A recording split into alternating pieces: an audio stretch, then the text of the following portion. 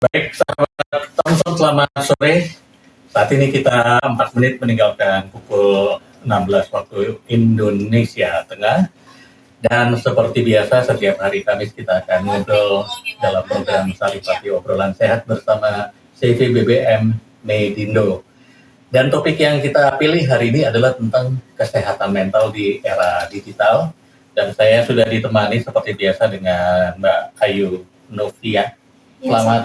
Selamat sore Pak Petri. Sore, sehat Ayu? Sehat selalu dong.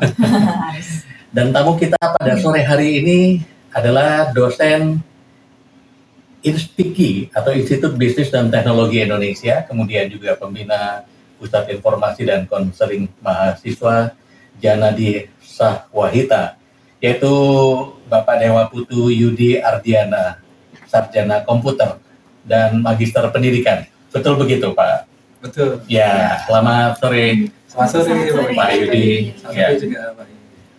Oke, hari ini menarik karena kita mengambil satu topik yang memang cukup in ya kondisinya sekarang ini tentang kesehatan mental di era digital. Secara umum nih, kita sebenarnya apa yang akan kita bahas dalam perbincangan ini? Jadi gini, nah kalau kita bilang bahwa kita kan sekarang udah masuk ke era Society 5.0 gitu loh. Oke. Ya. Society 5.0. Mungkin teman yang dengar mungkin ada revolusi industri 4.0. Ini 5.0 apa gitu kan. Ya. Nah, kalau yang 5.0 ini itu memang dicetuskan di Jepang. Januari 2019. 21 Januari 2019 seperti itu. Jadi karena perkembangan teknologi yang sekarang sudah semua serba digital dan lain-lain. Jadi nah, itu dianggap penting bahwa bagaimana manusia itu bisa hidup dengan teknologi. Oke. Kalau mungkin bedanya sama industri 4.0, kalau industri 4.0 itu kan fokusnya itu ke industri. Oke. Bagaimana pemanfaatan teknologi ya seperti kecerdasan buatan dan lain-lain dalam industri. Ya. Nah, terus kalau yang Society 5.0 seperti apa atau masyarakat 5.0 itu kayak gimana seperti itu. Nah, mungkin orang pikirnya fokusnya teknologi, bukan, justru fokusnya itu adalah ke manusianya. Bagaimana manusia itu bisa istilahnya bisa berdampingan hidup dengan teknologi. Bagaimana teknologi itu menjadi keseharian. Jadi memang sudah kita semua bawa HP sekarang dan lain-lain seperti itu. Nah, kenapa kesehatan mental ini penting? Nah, misalnya ini saya ambil catatan nih ya. Iya. Oke. Jadi biar gini, soalnya masalah angka-angka. Iya. Jadi kalau dari ini kesehatan ya. Jadi dari riset kesehatan dasar dalam tahun 2018 menunjukkan lebih dari 19 juta penduduk berusia lebih dari 15 tahun mengalami gangguan mental. 19 juta. Iya. Dan lebih dari 12 juta itu berusia lebih dari 15 tahun itu mengalami depresi. Oke. Itu yang dari 2008. Kalau dari sistem verifikasi sampel yang dilakukan Badan Litbangkes tahun 2016 diperoleh data bunuh diri per tahun itu sebanyak 1.800 atau ya setiap harinya ada 5 orang yang melakukan bunuh diri. Nah, mungkin kenapa jadi penting seperti itu di era digital seperti itu, karena salah satu penyebab ya, kalau penyebabnya kan banyak tuh, yang karena ada kecelakaan dan lainnya, salah satunya itu adalah ya ini karena kedekatan kita dengan teknologi seperti ini juga menjadi salah faktor dari yang menyebabkan dari gangguan kesehatan mental itu sendiri. Oke, Ayu. Ya, tadi Bapak sudah menjelaskan ya berdasarkan fakta tentunya ya Pak. Ini dari usia 15 tahun ke atas itu berarti usia SMA hingga kuliah lah istilahnya. Di produktif kan? Iya, di usia produktif. Nah, mungkin kalau dari saya mau bertanya nih Pak, apalagi mahasiswa ini. Mahasiswa dari selama pandemi kemarin online, nggak cuma mahasiswa sebenarnya yang online, tapi itu kan sangat berdampak sekali nih Pak.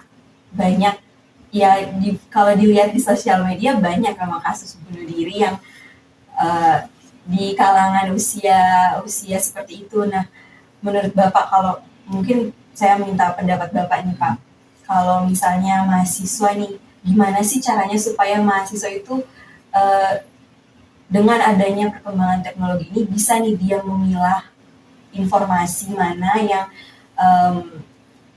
bagus atau mungkin informasi mana yang itu mungkin bisa memicu jadi kesehatan mentalnya terganggu nih Pak. Gimana caranya supaya kita bisa memilah informasi itu Pak? Oke. Nah ini plannya bagus banget ya. Gimana kita memilah warna lagi dari mahasiswa? Masih kuliah? Iya. Saling curhat ya. Jadi ya kalau kita lihat dalam harian sekarang teknologi itu kan kayak apalagi teknologi komunikasi ya, informasi ya. Tentu kan tujuannya itu kan mendekatkan yang jauh. Ya, tapi kadang-kadang malah menjauhkan yang dekat.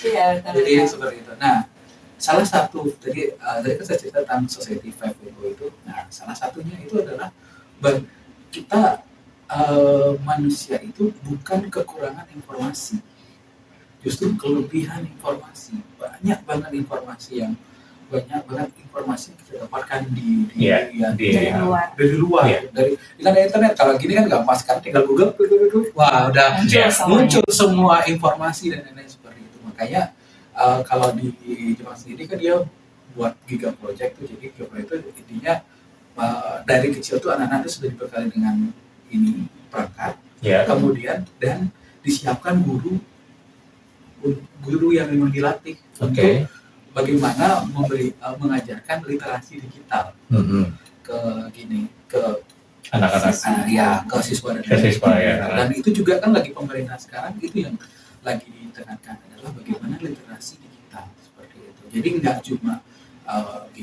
menangkap semua informasi dan lain seperti itu. Makanya kan kalau dari dulu kan internet itu disilahkan tempat sampah.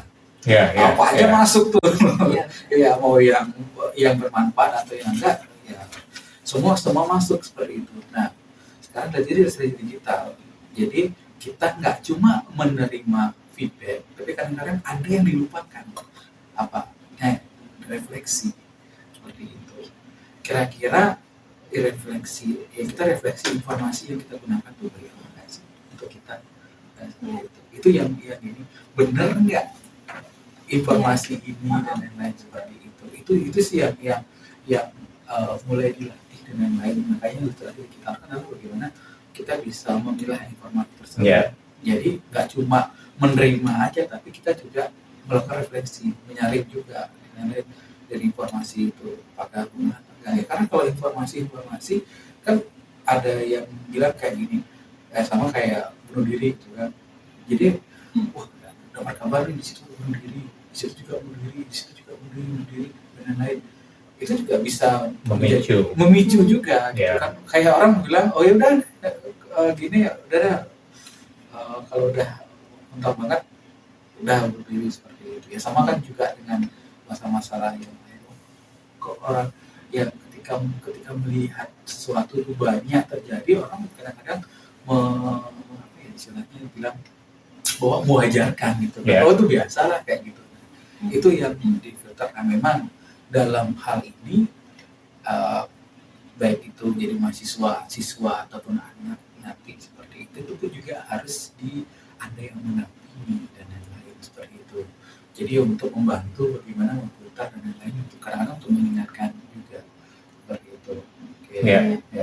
Kayak gitu. Ya kalau kita ya mungkin saat ini kita sudah di kampus-kampus atau sekolah-sekolah itu kan udah kembali ya normal seperti biasa, walaupun ada beberapa sekolah yang akhirnya di online dan kembali karena ada kasus positif yang ditemukan. Nah, kita tarik mundur sedikit nih Pak, waktu pas awal-awal COVID semua kan di online kan semua. Nah, pastinya mungkin bagi beberapa siswa atau mahasiswa ada yang kalau emang dia udah niat mau belajar, tetap pasti kalau online itu pasti tetap dia mendengarkan dengan saksama gitu loh kalau dosen menjelaskan. Nah, kalau misalnya bagi mahasiswa yang kalau dibilang kurang produktif nih Pak, gimana sih? Mungkin Bapak kan seorang dosen nih Pak, gimana nih supaya kalau ada online supaya kita bisa fokus gitu loh Pak. Kan biasanya kalau online itu kita pasti ada aja yang nge-distract gitu kan Pak. Lebih memilih main HP atau nonton ya aplikasi-aplikasi yang ada joget-jogetnya tuh Pak, daripada dengerin dosen menjelaskan gimana nih Pak? Oke. Itu di awal-awal. Dan sebenarnya kalau kita bilang e-learning dan lain-lain itu kan sebenarnya udah dari dulu sih sudah ada. Ya, cuma dengan adanya pandemi ini itu terakselerasi, Ya, betul. dipaksa dan lain-lain seperti itu. Gitu kan. Nah, tentunya di sini kalau kita lihat ada yang sudah adaptasi, ada yang belum. Nah, ada yang kan adaptasi orang beda-beda seperti itu. Tentunya kalau yang di ini dan kita ini inilah dalam artian kalau kita sebagai pengajar, pendidik dan itu seperti itu. Jadi bagaimana menjaga komunikasi dengan dari siswa atau mahasiswa itu sendiri, bagaimana dia dan lain-lain. Kita juga harus mendengarkan, ya. Jadi tipsnya sih mendengarkan, listen apa yang mereka gini kan setiap orang punya masalahnya beda-beda seperti itu. Ya, jadi beda-beda dan lain-lain. Bahkan dalam satu kelas pun itu akan orangnya beda-beda. Nah, kalau mungkin pernah dengar kampus mereka dan lain-lain, yang sebenarnya yang ditekankan di situ kan adalah bagaimana dalam pembelajaran itu menghargai dari perbedaan individu seperti itu. Makanya kalau nanti di program kampus merdeka, kurikulum merdeka itu, jadi di dalam satu kelas itu bisa ada 3 perlakuan. Bagi yang kalau kita kan dulu kan sekarang kan fase gitu kan, jadi ada yang sudah melebihi fasenya, ini gimana handle-nya, ada yang masih sesuai fasenya gimana, dan kalau masih di bawah fasenya gimana untuk menghandle dan seperti itu. Memang itu kita memang perlukan komunikasi dalam tanya ke gini, apalagi sekarang gen post milenial ya, masih milenial loh. Jadi post milenial tentu yang salah satu cirinya itu adalah mereka itu suka yang personalisasi, ya, pengen yang apa tuh buat dia gitu kan. Terus yang lain tentu disinilah yang sebagai pengajar dan lain-lain itu bagaimana untuk mengkomunikasikan itu. Jadi ditanya kalau seperti ini gimana, sanggup nggak teman-teman dan lain-lain seperti itu. Saya kalau manggil mahasiswa teman-teman ya, biar lebih bahasa seumuran. Jadi tanyakan teman-teman gimana, bisa nggak kayak gini, atau teman-teman perlu apa nih untuk ya, jadi kita lebih banyak bisa dengar untuk kebutuhan dia apa seperti itu. Kan kita sebagai seorang pengajar kan salah satu tugas kita kan adalah mendeliver. Gimana kita bisa mendeliver informasi itu dengan baik, ya tentu mereka nangkepnya gimana dulu ya. Jadi kita harus lihat dulu kayak gimana mereka bisa menerimanya, kita deliver dengan cara itu. Oke, luar biasa. Pak, mungkin ada lagi pertanyaan dari saya nih. Mungkin banyak sekali pertanyaan dan karena silakan curhat. Enggak gitu Pak. Karena sore hari ini. Nah, biasanya di tiap dalam satu kelas atau ruangan itu, kalau di tempat kuliah atau di sekolah dan kuliah itu biasanya ada nih orang-orang yang menonjol dan tidak. Biasanya kalau si A udah lihat si B menonjol, pasti dia kayak ngambil langkah mundur karena udah merasa insecure duluan nih Pak. Itu kan pasti akan memicu kesehatan mentalnya dia juga kan Pak. Nah, gimana nih Pak untuk kan pasti terlihat yang mana yang lebih aktif, mana yang mahasiswa aktif dan mahasiswa yang tidak aktif. Nah, kalau dari Bapak sendiri, gimana nih supaya semua mahasiswa atau siswa itu berjalan beriringan, itu tidak ada yang lebih aktif. Pokoknya semua sama-sama aktif nih Pak. Gimana nih Pak? Ya, jadi kalau kita lihat akan ada seperti itu, dan kalau kita bilang kan setiap orang tuh punya kecerdasannya masing-masing. Ada yang memang dia memang jago di ini perhitungan eksak dan lain-lain, ada yang memang di bahasa seperti itu yang bisa kadang-kadang kan kalau misalkan kan kalau di kuliah karena kita nggak ada minat nih sama mata kuliah ini, tapi kan gitu kan. Nah itu yang sebenarnya kita sebagai ini yang mengkomunikasikan seperti itu. Jadi melihatnya seperti apa. Kalau di kampus Merdeka itu kan makanya ya Mas Menteri kan bilang ajarkanlah yang esensi. materi asensi. Jadi misalkan nggak minat di salah satu kuliah, jadi nggak apa-apa, cerita aja gitu. Iya, bahkan saya sering ke mahasiswa, saya bilang ke mahasiswa gitu, kalau kamu nggak cerita, saya nggak tahu gitu kan. Mungkin saya hanya bisa melihat dari sudut pandang saya, tapi kalau cerita, ya istilahnya saya akan tahu seperti apa saya menghandle ini. Bahkan ada sempat cerita juga, Pak, kalau saya nggak ngerti ya sama penjelasan dosen, padahal dan lain-lain. Saya bilang, gaya belajar orang kan beda-beda, ada yang suka visual, ada yang suka teks, ada yang memang auditorinya lebih bagus seperti itu ya. Jadi harus disesuaikan dengan mereka, dan yang saya bilang kamu harus ngomong, berani mengungkapkan apa yang dan seperti itu, jangan pernah memendam. Nah, kadang-kadang kan gangguan kesehatan mental yang ini kan takut orang untuk istilahnya berbicara dan lain-lain seperti itu. Saya encourage dengan seperti itu. Dan kalau kita ngomongin perkembangan seperti itu ya, perkembangan.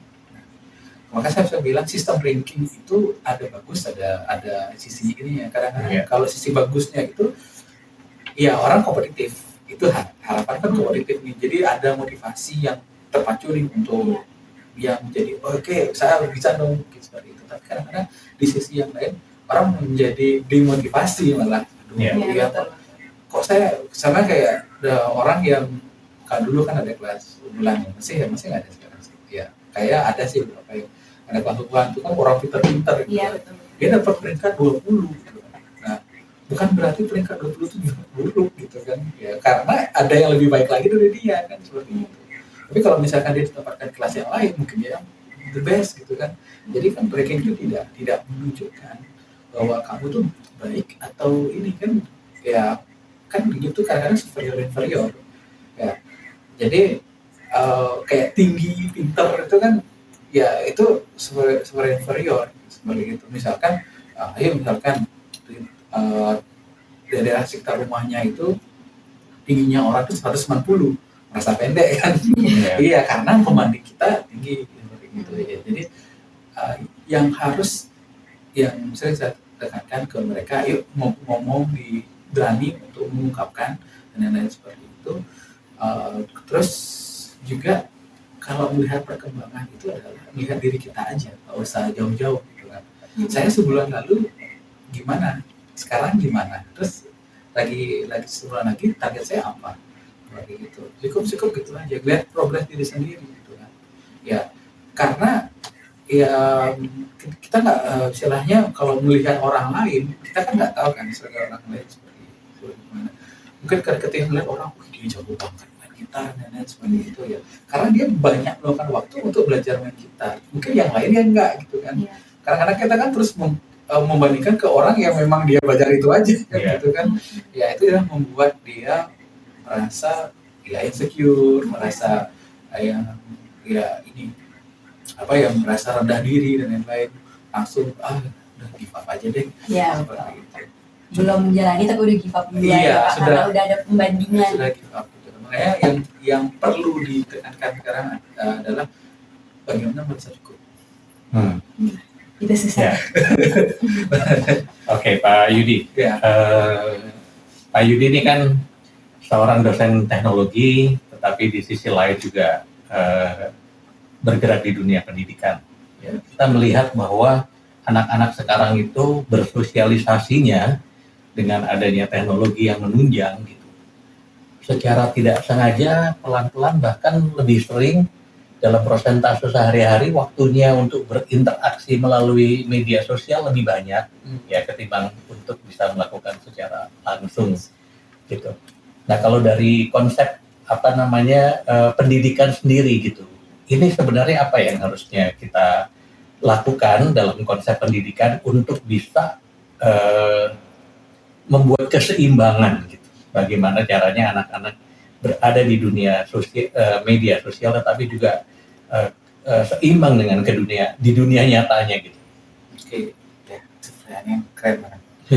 Itu. Jadi bagaimana menyeimbangkan dengan nah, kalau yang sebenarnya yang perlu di awal itu adalah kita harus menyadari Makanya yang penting itu adalah kesadaran diri dulu. Kesadaran diri dulu bahwa kita ini makhluk sosial. Ya, selain individu, kita juga makhluk sosial. Kita butuh orang lain, ya, dan orang lain juga butuh kita. Makanya kan kita ya be nice to people. Jadi kita harus baik juga ke orang karena kita juga ingin dibaikan seperti itu. Nah, memang dengan adanya teknologi, ya orang-orang kalau dulu misalkan anggapnya kayak sekarang, ya, kalau dulu mau ke rumah teman, ya sapa-sapa dulu, kelihatan Mas ke gerbang gitu kan, sapa misalnya kan namanya Agus, selamat siang dan lain-lain, halo gini kan, atau kalau ada bel terus tanya Agusnya ada gitu kan. Oh Mas, ini kan seperti itu. Kalau sekarang kan aku tunggu di depan gang ya. Atau kita ngobrol di sini ya seperti itu ya. Memang informasi di media ini mau yang kan seperti itu gitu kan.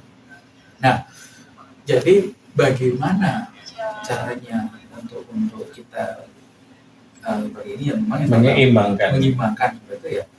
Ya kita harus ini. Makanya tadi saya bilang kita harus merasa cukup. Kapan untuk merasa cukup dan lain-lain. Kadang-kadang segala sesuatu itu kalau terlalu berlebih nggak bagus juga. Gitu. Ya. Terlalu sering keluar sama teman dan lain-lain, ya kadang-kadang kita nggak punya waktu private untuk sendiri dan lain-lain seperti itu. Nggak terlalu sering juga, kita jangan lupa kita juga makhluk sosial yang perlu orang lain dan seperti itu. Nah, bagaimana menyimakkannya? Dan disinilah kita perlu lakukan refleksi diri juga. Seberapa cukup terus kayak gimana dan lain-lain, itu kan juga yang membuat orang sering merasa insecure dan lain-lain karena dia definisi cukupnya itu gimana gitu kan, seperti itu. Ya. Banyak orang mencari bahagia seperti itu. Ya. Bahkan di beberapa teori mengatakan bahwa bahagia itu nggak ada. Ya, bahagia itu nggak mungkin. Kalau pernah belajar fasilitator dan lain-lain, itu adalah ya, saya juga baca ada di Rafael namanya, itu dari King College London, artikel tahun 2019 yang mengatakan bahagia itu adalah rekayasa yang yang dibuat oleh otak manusia. Ya, bahagia mindset ya. Iya, bahagia itu nggak dicari tapi created. Ya, di-create. Ya, banyak orang mencari bahagia, makanya mendefinisikan bahagia dengan contoh misalkan kalau saya punya ini bahagia. Seperti itu ya, karena mereka meng-create bahagianya seperti itu akhirnya ya. Dan perlu disadari bahwa manusia itu nggak akan pernah bahagianya nggak akan pernah lama dan tidak akan pernah merasa puas seperti itu. Kenapa? Ya karena evolusi manusia sendiri ya. Mungkin kalau ada atau teori evolusi seperti itu yang berkembang di manusia kan lobus frontalnya ya. Itu kemampuan untuk menganalisa dan kemampuan untuk memberikan keputusan seperti itu yang berkembang karena manusia itu secara diharap dari evolusinya sendiri bagaimana dia adaptasi. Kita bisa jadi gini salah satu yang paling dominan, orang bilang Tuhan yang paling sempurna seperti itu ya, ciptaan manusia paling sempurna seperti itu ya, karena kita mampu adaptasi. Kita mampu beradaptasi untuk itu. Jadi kadang-kadang otak itu tidak dirancang untuk menciptakan kebahagiaan.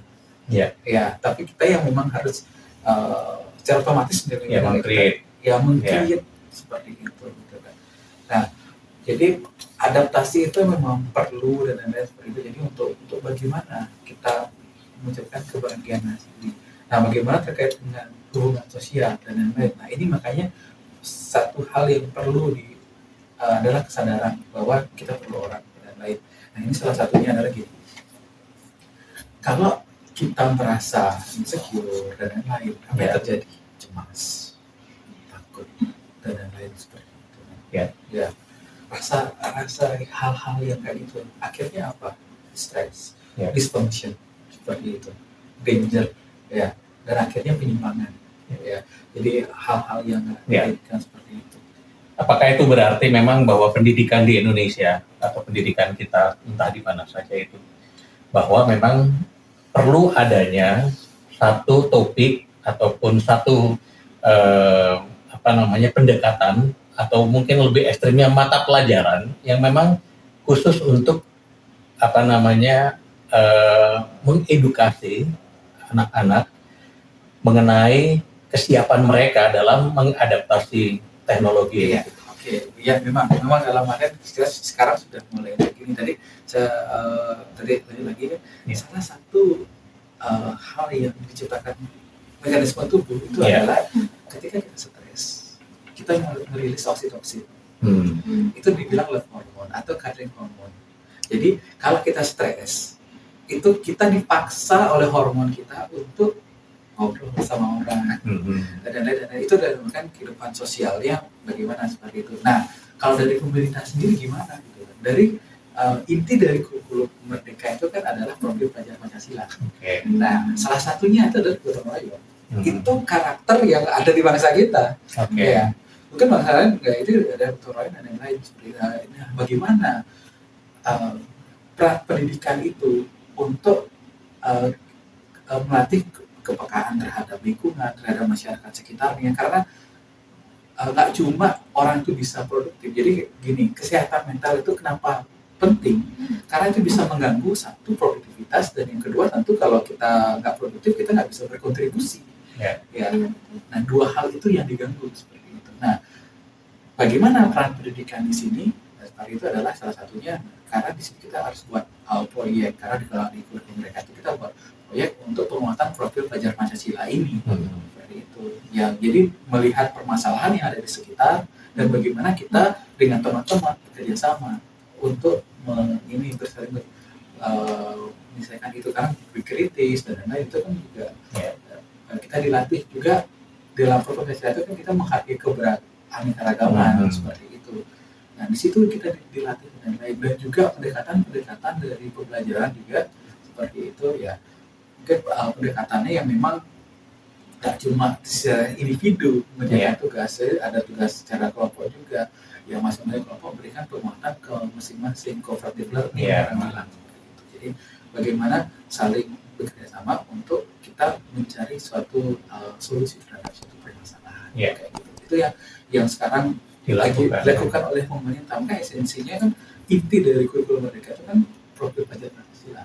Ya, contohnya gotong royong, keragaman, kemudian ya tentu ya kita percaya gotong royong Maha Esa dan berpikir kritis dan lain seperti itu. Ayo. Ya, saya setuju sekali dengan tadi pernyataan Bapak yang bilang kalau anak-anak zaman dulu itu kalau mau jalan kemana aja pasti nyapa semua, mau kenal nggak kenal kan ya Pak. Zaman sekarang kita udah saling istilahnya udah saling nubruk lah di jalan, nggak ada kata ya setidaknya minta maaf gitu kan Pak. Nah, berarti itu sangat berpengaruh tentunya kalau perkembangan digital itu berarti sangat mempengaruhi dengan attitude seseorang berarti ya Pak ya. Itulah yang menjadi kenapa karakter itu menjadi satu hal yang penting seperti itu. Makanya inti tadi kemerdekaan progresnya itu karakter, bagaimana membentuk karakter yang sesuai dengan Pancasila seperti itu. Jadi kan kalau kita tarik balik lagi ke dari Ki Hajar Dewantara bilang bahwa pendidikan itu kan harus memerdekakan manusia. Ya, bagaimana manusia yang merdeka? Tentu yang pertama raganya harus sehat, ya seperti, dan bahagia jiwanya. Jadi nggak cuma dari raga. Kalau dari raga kan kita bisa makan yang bergizi dan lain-lain, olahraga dan seperti itu.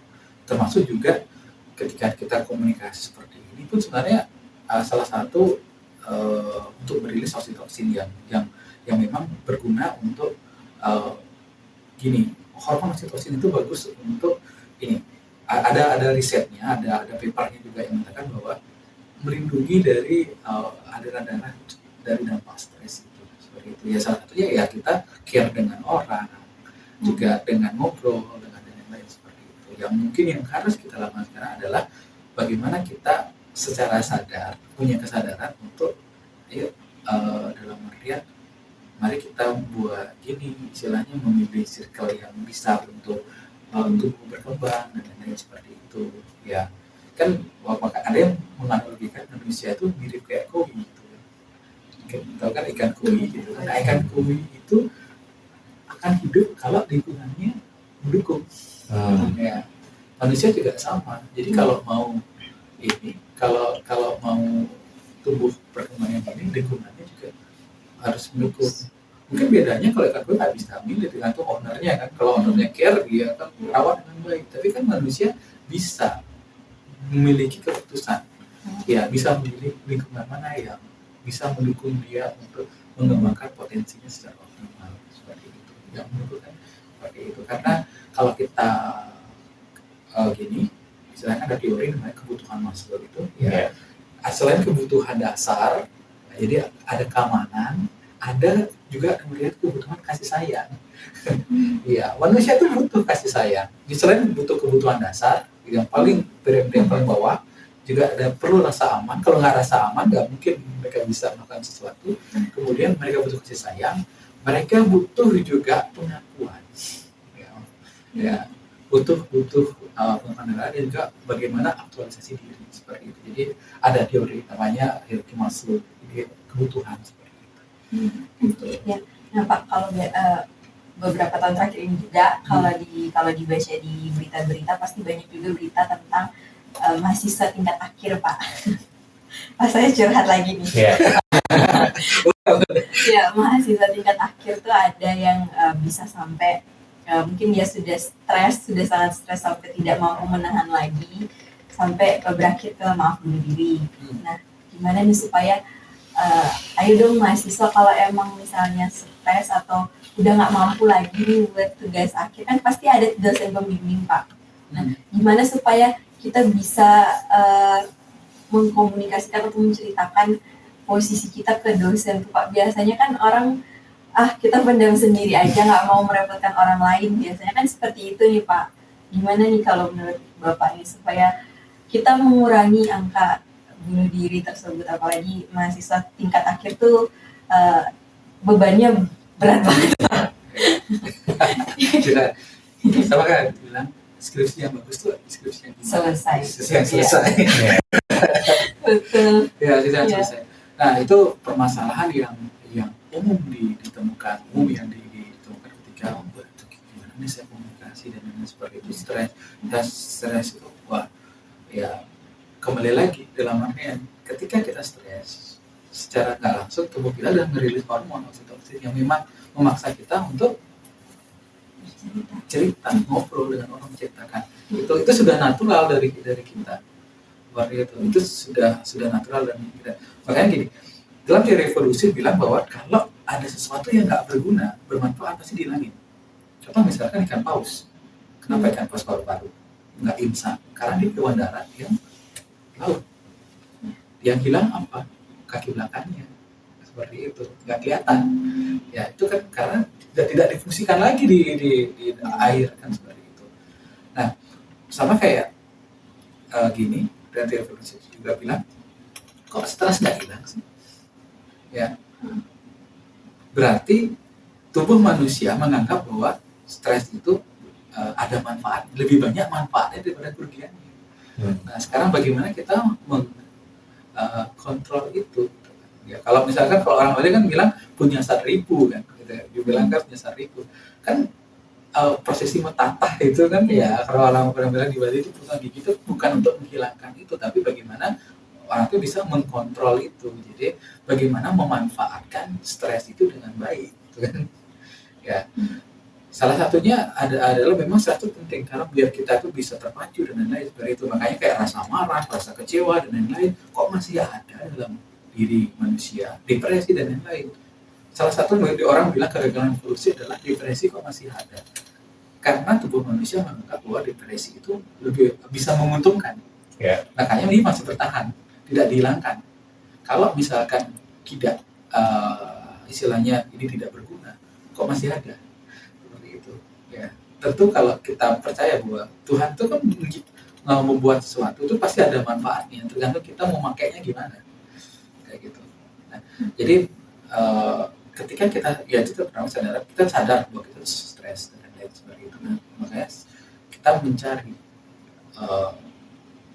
orang yang bisa untuk meringankan beban kita dan lain-lain. Setidaknya didengerin aja kan sudah rilis dan lain-lain. Memang semuanya butuh proses, dan lain seperti itu. Tapi secara jujur, mungkin kalau mungkin mahasiswa di luar sana pada saat adalah dosen pembimbing itu adalah orang yang ingin kamu lulus cepat gitu.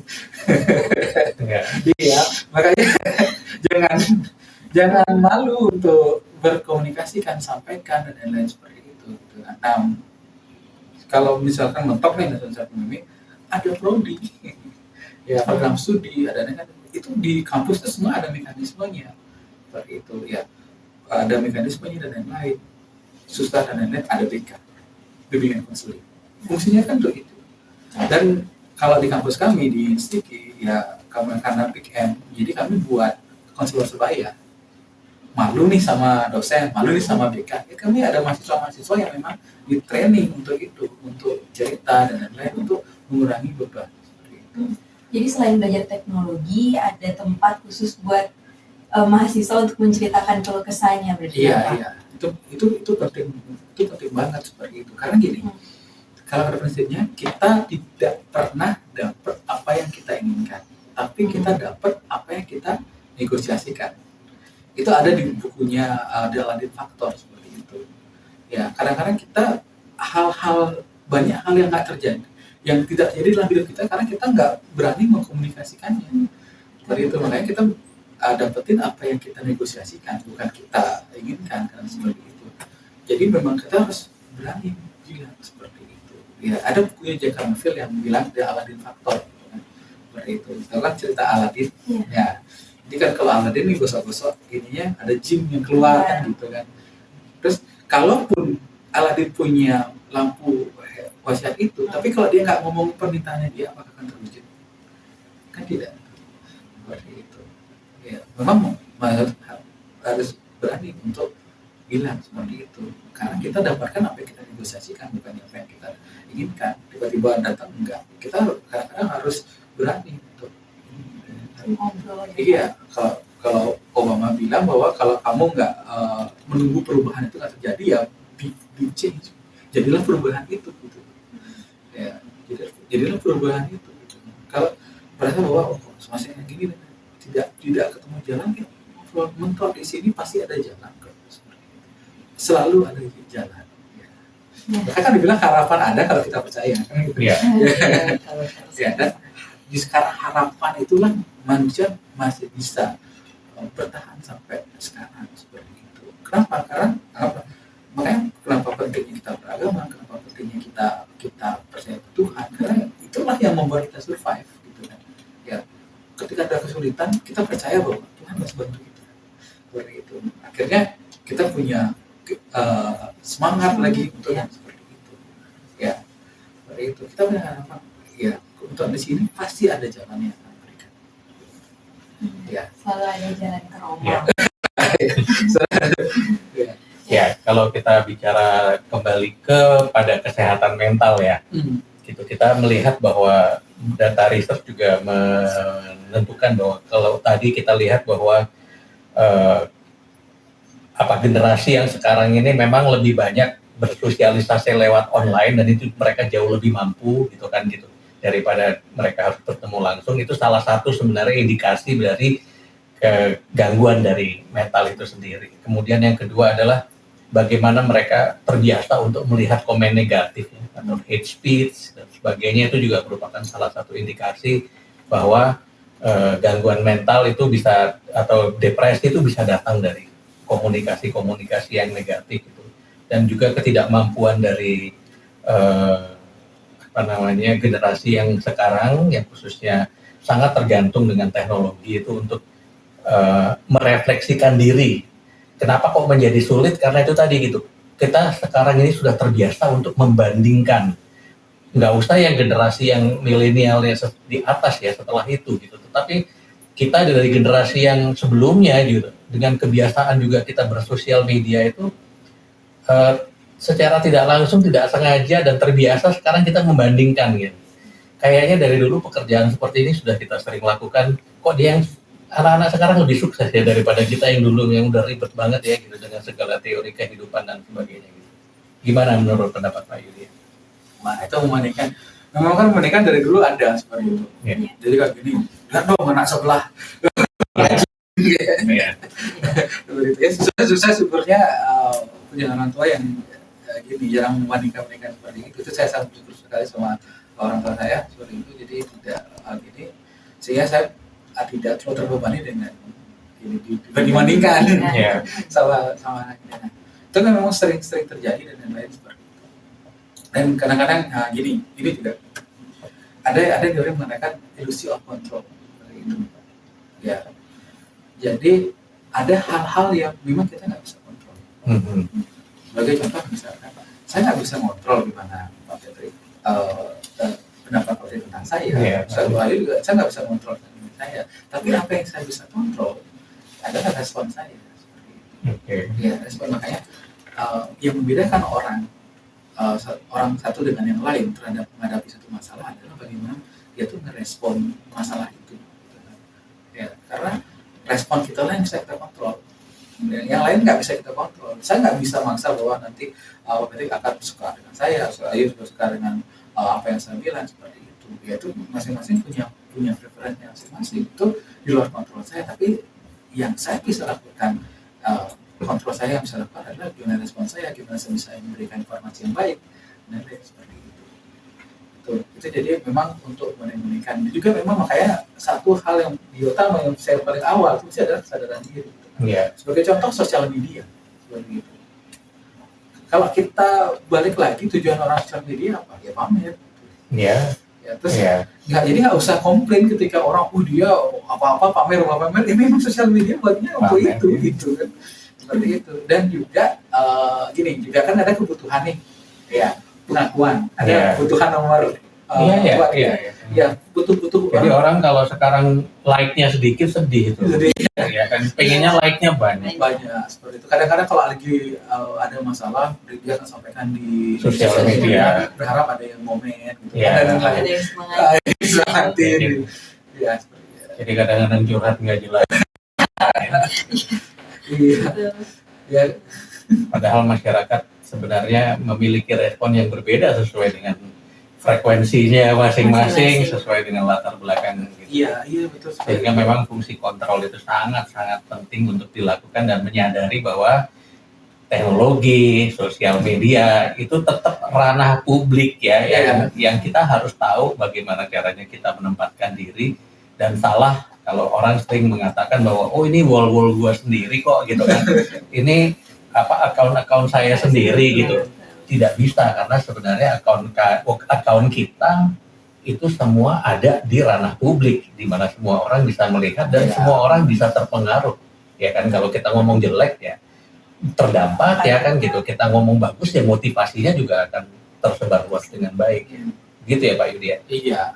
Kan salah satu gini, kalau bilang kesehatan mental kita tuh baik, itu adalah salah satu cirinya adalah kita mengenali diri sendiri.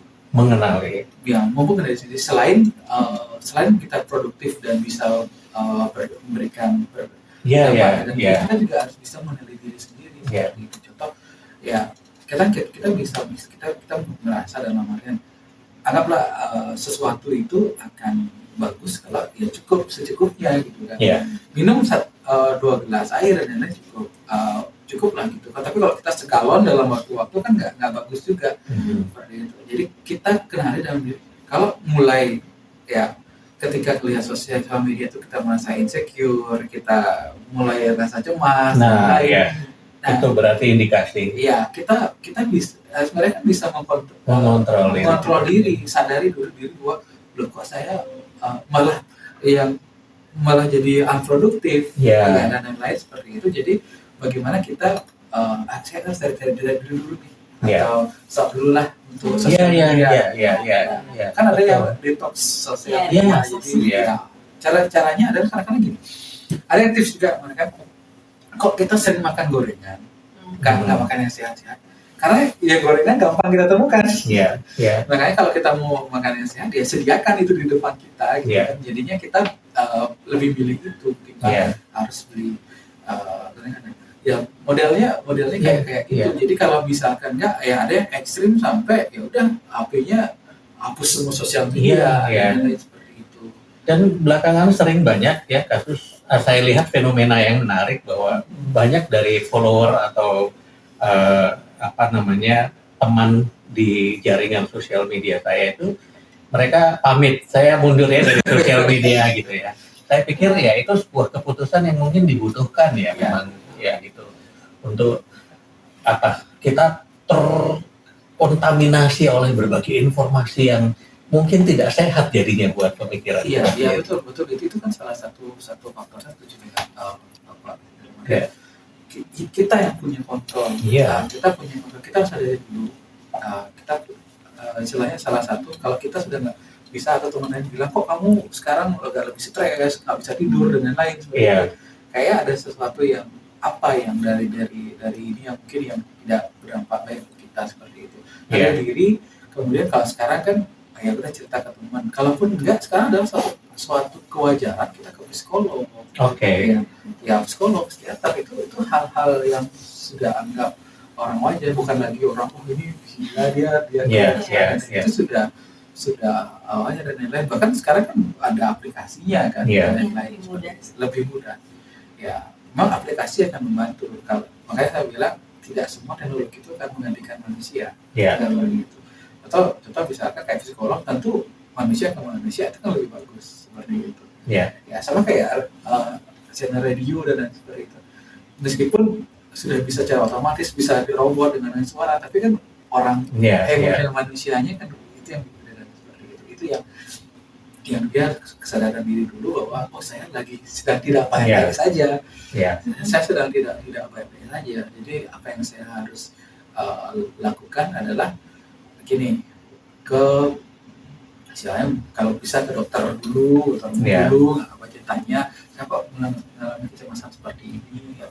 Kalau mau langsung ke psikolog juga boleh, jadi boleh memang kan dia bisa untuk melakukan diagnosis psikologis kan untuk terkait dengan ini, jadi untuk kita dan lain-lain biar tahu juga karena ya kesehatan mental itu penting ya. Makanya kemarin tadi saya bilang bahwa ya selain sehat jiwanya harus bahagia juga kan. Jiraganya harus bahagia juga karena meskipun orang nggak gini sehat dan lain-lain, tapi kalau mentalnya enggak pastinya dia kan jadi nggak produktif dan nggak ini kan seperti itu ya.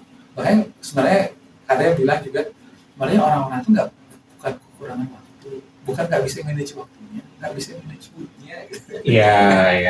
Karena kalau punya waktu sebulan pun kalau nggak mau nggak dikerjain.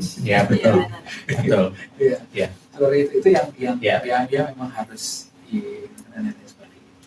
Itulah yang di kalau kampus kami saya sediakan itu kan. Big M itu juga kadang-kadang ada orang yang malu kalau ke ini atau mungkin masih stigma orang bahwa kalau psikolog begini dan seperti itu.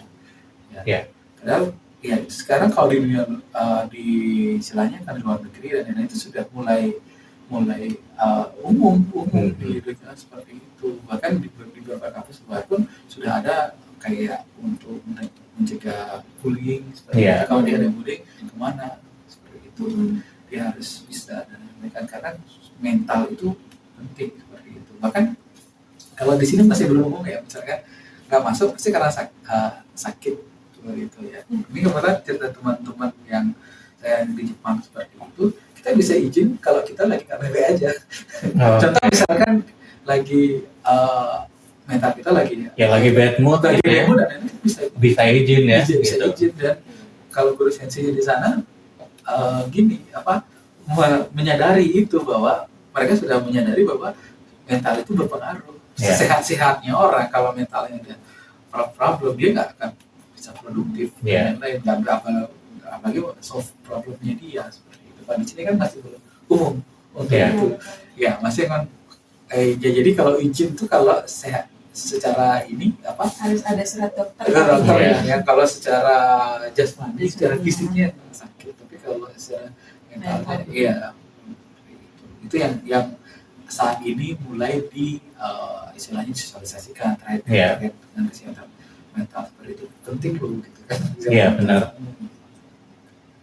Oke, terakhir nih Pak Yudi, nggak sadar kita sudah hampir sejam kita ngobrol ya gitu. Bahwa berarti memang kita ingin mengingatkan kembali atau mungkin memberikan sebuah gambaran kepada sahabat Thompson bahwa memang kemampuan kita untuk melakukan identifikasi terhadap diri kita sendiri, kemampuan untuk melakukan kontrol, itu adalah salah satu hal yang bisa menghindarkan kita dari tekanan, ya kan gitu, dan menghindari kita dari serangan yang bisa memperburuk mental kita, ya kan gitu. Jadi justru refleksinya ada di kita, bukan sebenarnya justru bukan ada di media sosial yang kita lihat gitu, dan itulah kebutuhan untuk bisa kita mengatur gitu. Jadi apa yang bisa disampaikan oleh Pak Yudi sebagai closing statement dalam rangka bagaimana caranya kita supaya tetap bisa sehat mentalnya di tengah arus teknologi yang harus tetap kita hadapi dan kita gunakan secara positif. Oke. Jadi saya kalau saya gini bilang jadilah manusia. Jadilah manusia. Jadilah manusia. Manusia itu memang dengan sangat indah, dengan ketidaksempurnaannya dan lain. Kita harus pertama acceptan terhadap diri sendiri, gitu kan, bahwa saya seperti ini keadaan kondisi dan seperti itu. Itu yang kita gini, dan yang kita coba mengkontrol adalah terkait dengan respon kita terhadap suatu masalah. Dan karena kita manusia kan kita juga punya batas, setiap orang punya batasnya seperti itu. Jadi ya kita harus mengenal diri sampai mana batas saya. Dan kita juga perlu bantuan. Ingat kita nggak cuma sebagai individu, kita juga adalah makhluk sosial yang kita perlu orang lain. Jadi disitulah kita harus menyadari nilai-nilai seperti itu. Nah, kalau kita lihat lagi yang menyebabkan suatu mungkin pernah dengar yang menyebabkan kapal itu tenggelam itu bukan air di sekitarnya, tapi ketika ada air yang masuk ke dalam kapalnya, masuk ke kapalnya. Kan kembali lagi, saya belum, meskipun gimana kata-kata saya misalkan dan lain-lain, saya tidak akan bisa menyakiti Pak Patrick selama Pak Patrick tidak memberikan peluang untuk memberikan untuk disakiti. Seperti itu. Iya, kayak gitu. Nah itu termasuk juga dalam penggunaan media sosial, menggunakan teknologi dan lain-lain seperti itu. Yang perlu kita sadari adalah kita harus menilai diri kita ini sebenarnya baik-baik saja nggak, ataupun di level yang mana. Menarik. Ya, di level yang mana. Jadi kita bisa kontrol kapan kita harus jaga diri dan lain-lain. Hidup itu nggak melulu masalah kita maju. Ada teori ayunan kan. Kadang-kadang kalau kita mau maju tuh kita harus mundur dikit dulu untuk melihat kondisi dan lain-lain. Kadang-kadang untuk menghilangkan tekanan yang gini, baru kita bisa maju. Ya. Menarik sekali. Jadi ini sebenarnya kata kunci kembali untuk menjadi manusia. Karena bagaimanapun juga teknologinya kita tetap butuh alam. Kita tetap butuh tumbuh-tumbuhan. Kita tetap butuh pendekatan yang tradisional yang tidak bisa kita hindari. Kita butuh sosialisasi, ya kan, meskipun ada teknologi, ya kan gitu. Tetapi intinya adalah bahwa teknologi ini digunakan untuk kepentingan dalam konteks kita sebagai manusia. Oke. Terima kasih banyak Pak Yudi untuk ngobrol-ngobrol bersama kita. Mbak Ayu juga. Terima kasih Pak Yudi sudah mendengarkan curhat saya. Terima kasih untuk curhatnya sore hari ini. Kita sharing is caring. Iya, sharing is caring. Oke.